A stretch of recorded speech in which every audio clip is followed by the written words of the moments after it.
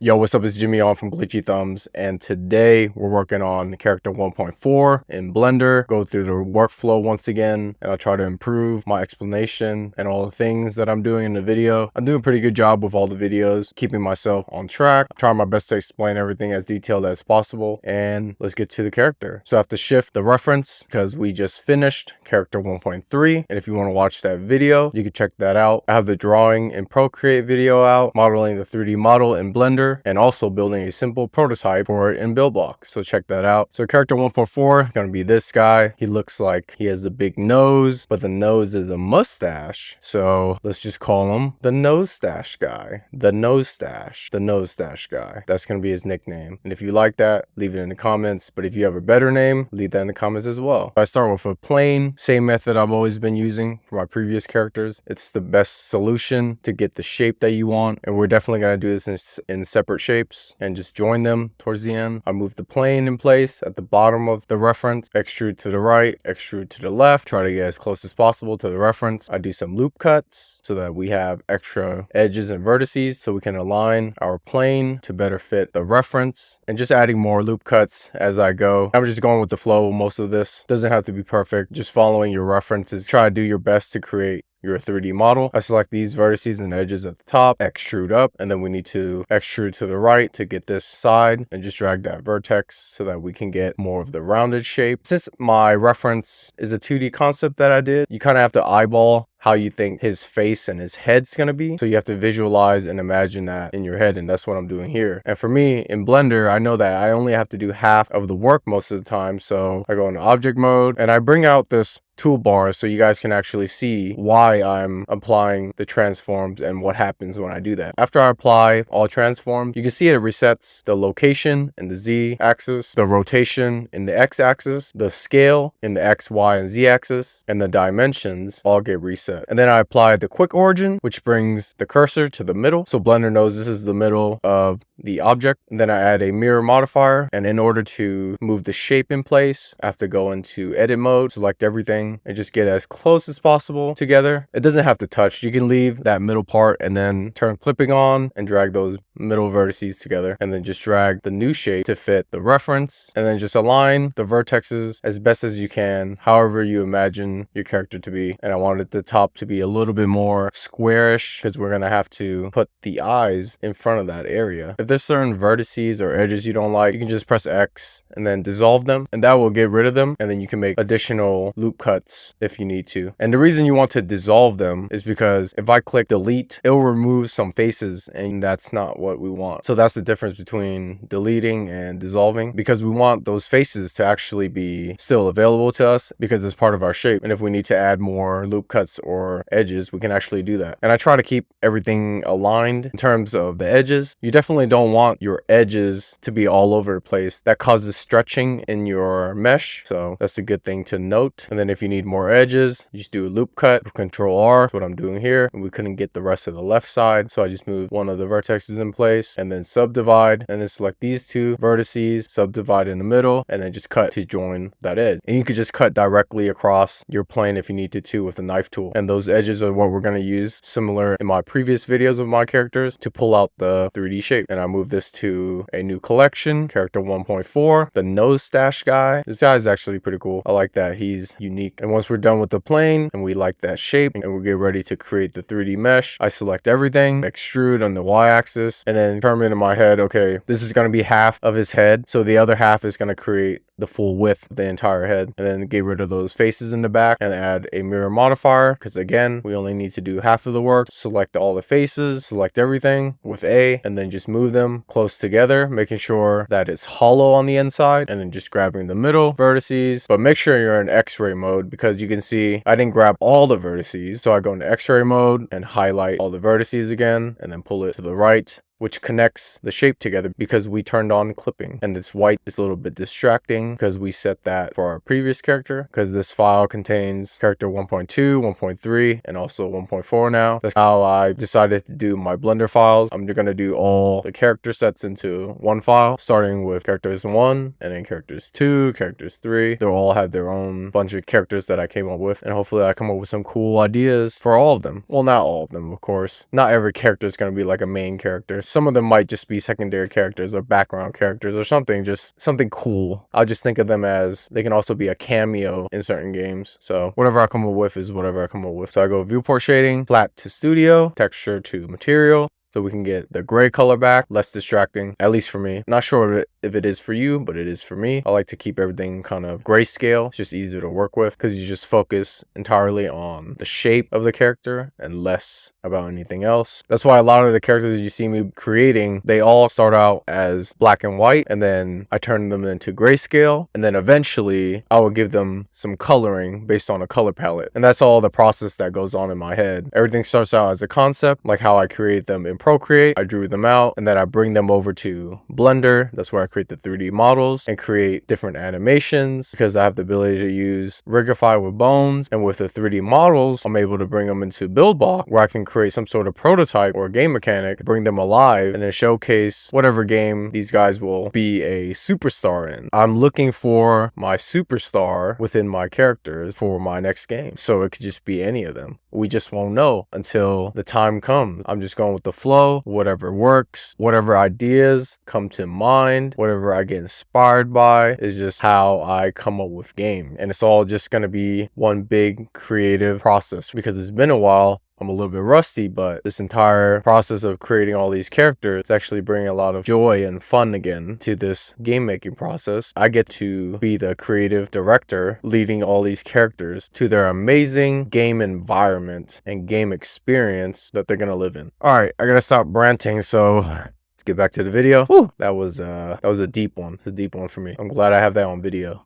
Sometimes I just go off on a tangent, but I really like the stuff that I talk about, and I actually want to remember a lot of it. All right, so I didn't like how the width is going to be a little bit too big, so I turned the clipping off and then grabbed the vertices in the middle and just dragged them out just a little, and then selected everything again and dragged it closer and turned the clipping on again just to make sure we get everything to connect in the middle. And that's the width I decided to go with, because we're going to pull it out in the front and it's going to be a little bit more rounded, so it's going to be slightly bigger than what we imagined, but that's perfect. So I start with this edge loop on the left. You can grab, rotate, or scale. I'm grabbing here, pull it out, move over to the next column, pull it out. Same process. I missed an edge loop, and just try to get a 3D shape out of this as best as you can. Again, I don't have a faster solution for this, and if you guys know how to do this faster, leave that in a comment. That would be greatly appreciated. But I like doing this, even though it's a little bit tedious, but it makes the creative process more fun. And you can see, if you eyeball everything, you'll notice that the left side, I pulled it out just way too much, because you can see the edge at the top isn't straight. So that's how you kind of know, at least that's how I know, that the shape isn't rounded perfectly just yet. I mean, if you really don't care, you could just use your characters kind of like lopsided and all that stuff. It really doesn't make a difference, especially if you use shade smooth in Blender. But if you want to start practicing on getting your 3D meshes somewhat perfect, then I would start practicing on that now, because otherwise you'll start building bad habits. So here I'm just imagining that this is like a curved straight line, so I'm trying to get it as even as possible and just kind of eyeballing, looking at the right side and the left side, and you can change the perspective to the top view, and you'll definitely see that you're improving on the shape just by looking at it and trying to think of it in a straight line. And I'm the type to try to do everything as quick as possible, so of course it's not going to look 100% perfect. I just like to get things done. It's just better in the long run. Like I mentioned before, we're not polishing the character just yet. We're blocking it out, creating some sort of prototype character, and they could be very rough. You could even do one in 5 minutes if that's easier for you, because you might not even like this character or whatever you come up with. That's pretty good for the head. Moving on to the nose stash, which is a unique characteristic of this character. I had a plane, scale it down, moving in the middle, go into edit mode, extrude to the right. I did it in sections, and then I extruded all the way to the right. And the reason I did that is to demonstrate that we can just extrude one long plane and get the same result by doing doing loop cut. So however you want to do it, there's different ways you can do it. No one way to get to the right answer. And I grab these vertices at the bottom and extrude down, and then these vertices to the left, extrude all the way, and then just do a loop cut. How I'm able to do multiple cuts is I'm using the middle mouse button. It allows you to increase the number of loop cuts you can do. So if you want to do more than one, you can just scroll the middle mouse button and it will let you do multiple loop cuts. And I grab these vertices at the bottom, extrude down, all the vertices at the top, extrude up, and then now align the vertices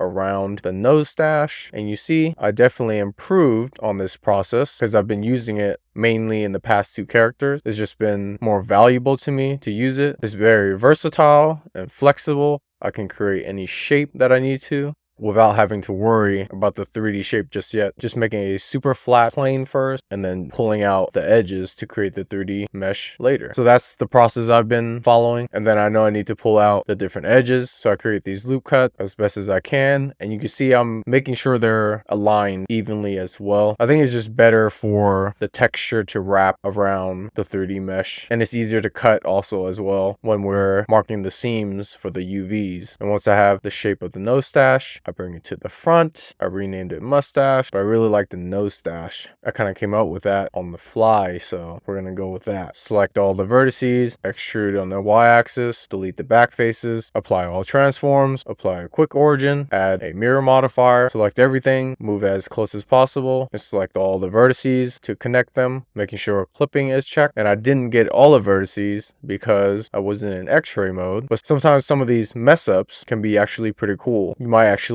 see something different within your 3D meshes and then decide to use that as a special part of your character. But for me, I undid that, went to X-ray mode, select all the vertices and just grab them together so we get a clean connection between the two sides. Move that to character 1.4 collection and start from the left and pull out our shape. And this is a bigger mesh. And this is what I was talking about in the previous video. Where this method gets tedious is if you have a lot of edge loops that you need to pull out. And right here, this is a huge shape and there's no fast way to actually do it but to do it one by one. But here I'm showcasing that if you select all the edge loop and then pull them out, which I was trying to figure out whether I can scale it or not. I don't think I did. And since I changed my hotkeys, I had to go to preferences, and under key map you can revert back to the original Blender hotkeys by going to Blender, which is what I did, and that changes your hotkeys back to the original settings, where E is to extrude, S is to scale, R is for rotate, and G is to grab. I changed it to W to grab, E to rotate, and R to scale, and D to extrude, is because it's easier to access for your fingers. You don't always have to look down to press the hotkeys, but that way I'm using with gizmos, so it's not like an easy access thing. So that's why I had to switch between the key map, and I'm experimenting here because I was trying to figure out a quicker solution, and then my brain just kind of reverted back to the old way. So I switched back to my main settings and then just pulled them out slowly because I was just wasting time trying to figure it out. I'd rather just spend that time actually being productive, doing it the way I normally do it, because that actually gets the work done. Even though it might take a little bit longer, it's a better solution for me at the moment to actually get this character finished, and possibly I'll learn a better solution from your suggestions, or if I find a YouTube video one of these days that explains that, which I haven't done yet. It's just a lot to do. I'll eventually get to it, but it's fine for right now doing it this way. I guess I'm improving on it and I'm enjoying the process a little bit more, so it's not really a big deal because I know it works and I'm able to create the characters that I want, and that's all that matters to me at the moment. Get as much characters finished as possible, try to create some cool game mechanics if I come up with any. Once we're done pulling out the columns, we have to pull out the edge loop by rows, starting at the top, and you can see the 3D shape is coming out very nicely. Again, this doesn't have to be perfect, but it just has to get the idea and the concept across so you can visualize and play with the character. The thing with these odd shapes, you'll start to see some pretty cool visual effects you can do on your shape, like the way you pull your vertices creates like this darker shade you can see on the right of the Nosestache. So that makes it pretty cool for the character to add a little bit of shading, and you can see I did a little bit of shade smooth just to see how that would look. And if you're fine with how that is with the shade smooth, that just makes your life even easier because you can make the most horrible meshes in low poly and then just shade smooth and it'll come out pretty cool. But you know, low poly art is a specific style on its own, so if you're looking for that type of feel and aesthetic to your games, definitely should try to create better low poly models then by being more precise. And I've pretty much finished with Nosestache. So now I'm moving to the eyes, which is normally going to be a UV sphere for me. It's just simple. We don't need to do anything extra. Just move it into place in front, and that already looks like a good mesh for the Nosestache Guy. I really like that name. I don't know if I'm going to make a full game from him, but he might make a cameo in some future games. Who knows? We'll see what I come up with. And once we're done with blocking out the character, we go to UV editing, create a new texture, character 1.4 texture. I mark the middle edge loop because that's the simplest seam I can do, and then just align that shape in the same direction as our 3D mesh, just so you kind of remember. And then the same thing for the head, select the middle edge so that we can just align the shape, and aligning the shape just organizes the UVs for us on the texture because we want to utilize as much space as possible. There's going to be various objects and things that we use in our game, and they all can share one texture file. You want to fit as many things on one texture if possible. That just takes up less memory within your games because it's just accessing one texture file instead of multiple texture files, which takes a lot of memory. Mark the seams for the eyes, and these are separate because one's for the front, one's for the back, because the pupil goes on the front. Otherwise, if we stack them, we'll have pupils on the front and the back of the eye, which we don't want. And once we're done with our UVs, we just need to organize all of them as best as possible. Round shapes to sort of take up room because square shapes a little bit more efficient for UVs because it actually fits nicely in any other shape, such as round shapes or shapes with like multiple sides, or just odd shapes kind of messes up the texture, if I'm explaining that correctly. I'm still trying to figure out the best solution also for the UVs because you can scale them as small as you want and also as large as you want. So to me, having them like really small on a texture file just saves us so much room, and I'm using solid colors anyways, so I can just have like a rainbow color and then just place the UVs on top of that, and that would just save up so much space for the texture and just have one texture file for all my characters. So that's definitely something I need to look into. I know it can be done. I've seen it, but I haven't gotten to that. I'm just experimenting the best solution, starting with the way I learned it and trying to improve that process. That's how I kind of learn. I just learn one framework first, and then whether or not there's a new one that I could replace it with that improve the efficiency of me creating these characters, then I'll do that. Otherwise, I'll just stick to my current method and just keep using that until I find a new one. And then we're done with the UV editing. And if you need to create a backup for your characters, like if you want a mirror version of everything, you can just duplicate the collection like I am doing here. Sometimes I revert back to an older 3D object because I messed up on it, and then you can hide it with the checkbox. Sometimes I'm actually going to apply certain mirrors, and that changes the shape and the UVs and the amount of UVs we have depending on the character. There's different things that we're going to be doing. Like sometimes they're going to have a mouth on the head, so you need to have two separate UVs for the back and the front, similar to the eyes where the pupils in front, and this just plain on the back. That's why I did that for the head, because I know the mouth is going to be in the front. And I select the body and add our material, and we're using the same material for all my characters within the character set, so that just makes it easier. And you'll know the material is applied is if the color changes. You see how I went from white to black, and then select the rest of the objects and apply the same material. And to change the texture, you do so under the base color, and I just do this for all of it. Change it to the next texture because I've already saved all the previous textures for the older characters, so doing it this way doesn't affect anything. And once we have that, we can start texture painting and creating the color or the grayscale for the character. And it's the same color palette that I'm using. I select the object, go into texture paint, select the gray, and if you need more colors, you just move the dot on the color wheel, and you can adjust the shading on the side and then add that shade if you want to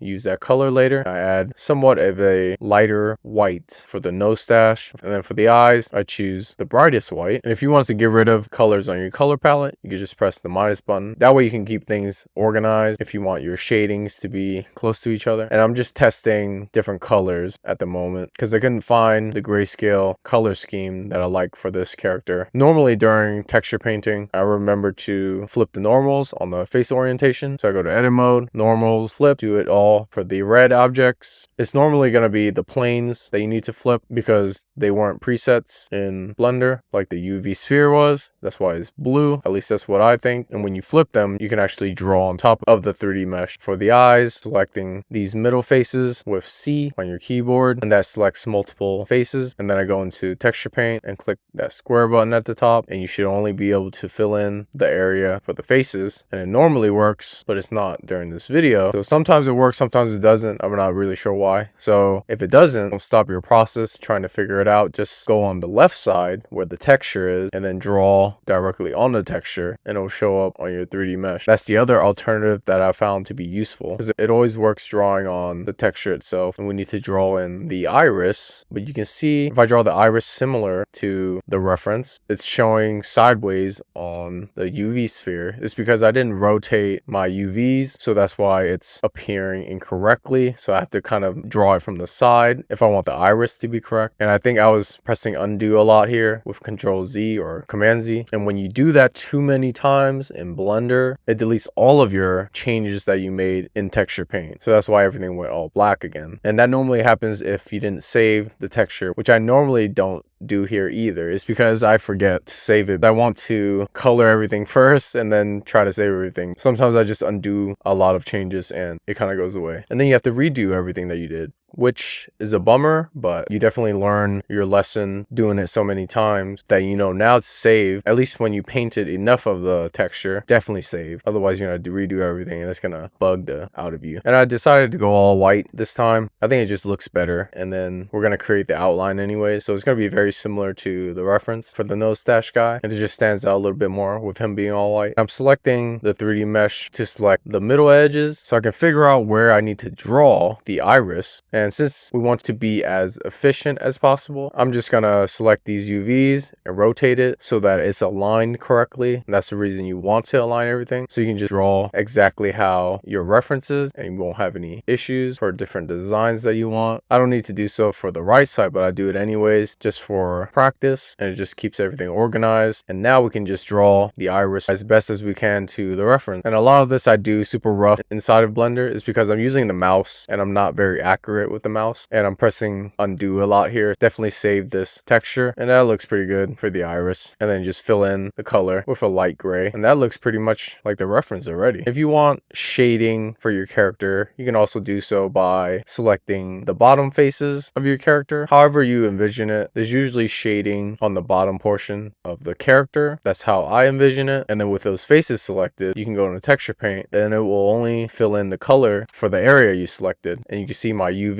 were actually upside down, so that's why the top on the texture is gray, but that's not an issue as long as it doesn't bother you. For future reference, I try my best to align it where everything kind of makes sense. I would have it where the gray is going to be at the bottom on the texture for that specific UV, and also the gray on the 3D mesh is at the bottom. That way it keeps everything organized and makes sense. Once I have the shading that I like, we also need to do some shading for the head. So I select these faces at the bottom and fill it in with the gray, and then go into X-ray mode and draw in the mouth outlining. And now that we have our facing orientation correct, we can actually outline on the 3D mesh on itself, and it will appear on our texture. And I'm still trying to understand texture paint a little bit better because it comes out as dotted lines when I draw into it. I think it has to do with the way we created our faces on our 3D mesh. I think it's easier to draw on one huge face than it is drawing on multiple small faces. At least that's what I think is the issue here, but I need to experiment a little bit more. But since we know the shape already of the mouth based on our outline, I can just fill it in on the texture side on the left and get more of a solid outline, which I'm doing here, and then just fill in the middle to represent him having a very dark black mouth. So he has no teeth, he just has a creepy dark mouth. It's like a cave, and you can see the mouth appears on the back of the head too. That's because the UVs are either stacked on top of each other and it's grabbing from that location in the texture file. So we need to separate those UVs to a different location, and I think I tried to unwrap again so that we have two separate UVs, one for the front, one for the back. And since we already filled in our texture, I could just move this UV into place for the front, just aligning it as best as I can. And then the one for the back, just trying to get the same shape of the UVs and then moving it to the right so that we can fill in for the back. And that takes up a different location on the texture. And like I mentioned, you could also just have like a white square on your texture and then just move all your UVs that you're planning to have a white color. Just scale the UVs into the location of the white square, and that would actually be more efficient for all of your characters. And I'm doing a little bit of cleaning up for these hard edges on the gray. You could just select the faces and fill it in. And you see this character is like super rough, and it's fine. It matches the reference. That's all that matters. I get the idea across. And then to see how it looks, go back to layout, viewport shading, flat,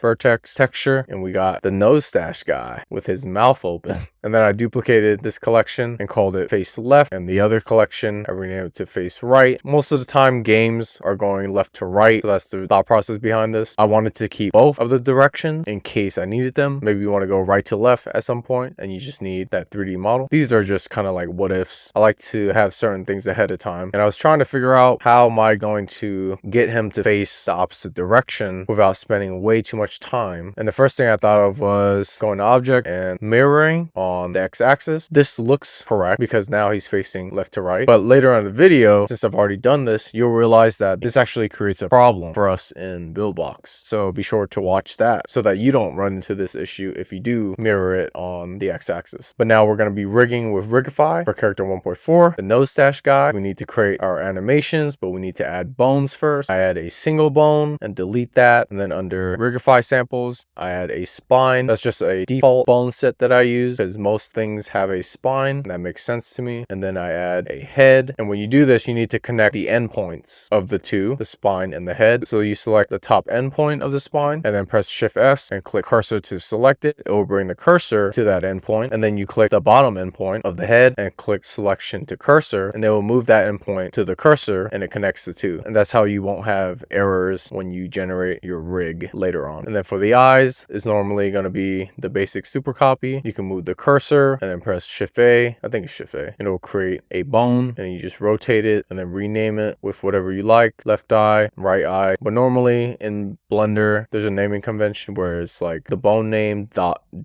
L or dot R because it stands for left or right. So I kind of just kept it with the same naming convention. And then I selected the eyes and parented them to the head bone. That keeps it connected. And you do this with Control P, keep the offset. I still got to look into the reasoning behind it, but the videos that I watched, they all seem to do that. I've just been following that. With the bones, you definitely want to look at it from different perspectives, like from the front and the side. It's because sometimes they're not like aligned correctly. So you want to straighten them out depending on the bone. But if your rig comes out correct, then sometimes the alignment doesn't matter. Just do your best to place them in the right places. For the layer names, I have a head tweak, spine FK, spine tweak, and eyes. And then I thought about the Nosestache itself. I kind of want movement to it. So I add a tentacle. These are just like the standard bones that I use for most of my characters because they have generic movements to them that work with pretty much any character. So I move this to the front, call it front stash, and then parent it to the head bone. And then I add a tail bone for the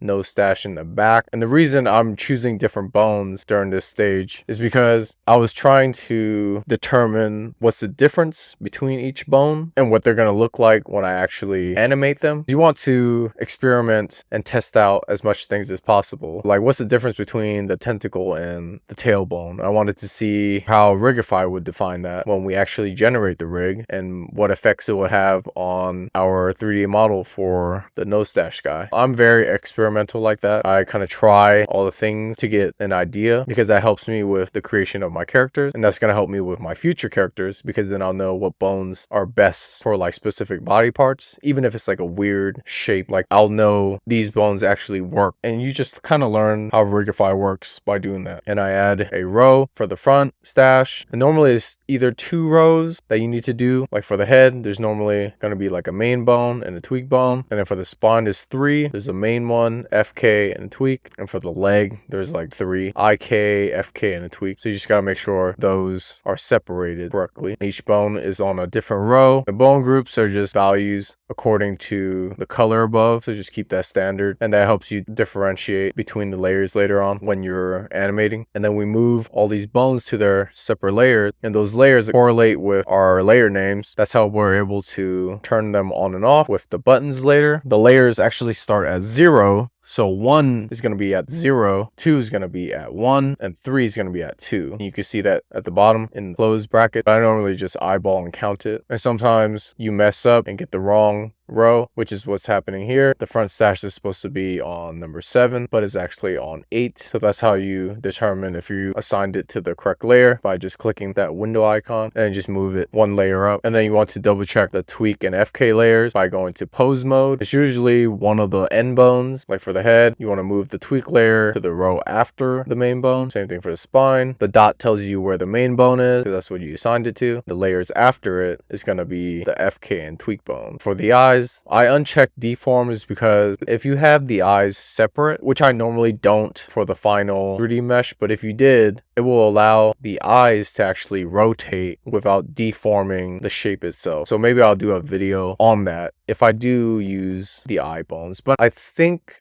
I did do this in the first character that I worked on, Ghost, which was character 1.1. So it's definitely in that video. So to that, for the reason why the basic super copy, we uncheck deform. Once we're done, we go into object mode and then click generate rig. It'll generate the rig and you just name it to whatever. I renamed it to meta rig, but it's supposed to be the other way around, where the bones is the meta rig and then the rig itself is just the rig. That doesn't make a difference. And normally I join all the objects together because it makes everything easier for animating. So I joined the body, the eye, and the Nosestache together, and you can see one of the eyes went missing. That's because we have a mirror modifier on the eye. Normally when we're joining objects, we need to apply all our modifiers. So that's what I did. And then I joined them. And once they're all joined, you can select the body and then shift select the rig and press Ctrl P and click with automatic weights. And that will parent the body and the rig together. Now we can test out our rig with character 1.4. So you select the rig, go into pose mode, select one of the bone layers. In item, these are the layers that we created where we can turn them off and on. This is helpful in case you're animating one bone at a time. You can hide the ones that you're not working on. And that just makes it more easier to work with. Otherwise, there's like too many bones on the screen and you just end up getting confused. So I'm testing the rig by just grabbing specific layers and seeing which one does a specific movement that I like. I like this bone layers because it's moving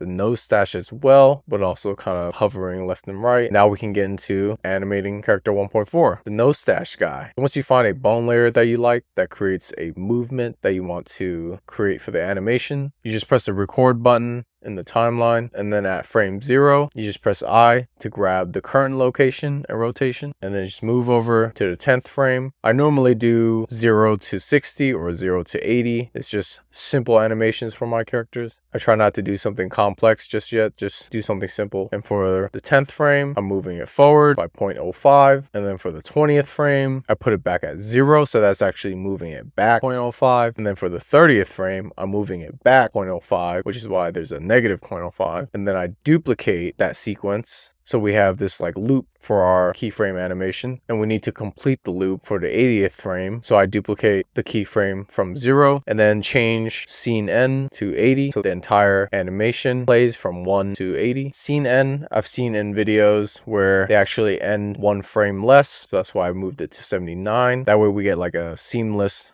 loop for character 1.4. You can see it has an interesting left and right simple idle animation. That's all we pretty much need for right now. Just do something simple, create some sort of movement for the character. That way you bring your characters to life, and then what we need to do is just add the outline. Duplicate the body, rename it to outline, add a vertex group, rename it to outline, add a mask modifier, add a solidify modifier, change the shell vertex group to outline, change the vertex group in the mask to outline, check flip normals, check high quality normals, increase the offset to 1, move the solidify modifier above the mask modifier, add a second material, which is our outline material that has an emission and backface culling, change the material index offset to 1 to see our character with our outline. Go to viewport shading and select material preview mode. There we have our outline. Now you can increase the thickness to whatever you like depending on how you want your character. To see the movement of everything, I just hit play and you can see that looks pretty cool with the sideways idle animation. This This is already looking pretty awesome. Definitely looks like my reference. Pretty cool to see it in 3D form. Now we just have to bring it into BuildBox so we can create some sort of prototype. So we need to export this, go to File, Export, FBX, select the previous character's name, and then just increment it to 1.4. Check selected objects, armature, mesh, Z forward, uncheck add leaf bones, uncheck NLA strip, and export. Now we have our FBX that we can use in BuildBox to create our game mechanic. That pretty much concludes character 1.4 on how I created this 3D model in Blender. It's a pretty lengthy process, but I feel like I'm getting better and better at it. The more characters that I work on, I'm starting to see the inefficiencies. I hope this process helped you get a better understanding of how I built this character. Hopefully it inspires you to build your own characters. Even if they're just rough characters, they're still characters and you get to play around with them if that's something that you want to do. I'm hoping to continue making more characters and making more videos out of all of this. This is starting to get super fun. Check out the next video for the game mechanic that I'm building for this character. It's going to be super simple. It's just like a prototype. So don't expect some sort of big game unless I decide at one point that, okay, I want to expand this. Check out the next video for the build box portion with character 1.4, the Nosestache Guy. Subscribe, hit the like button, all that stuff if you found this super useful and valuable, and that helps me out. And see you next video. Peace out.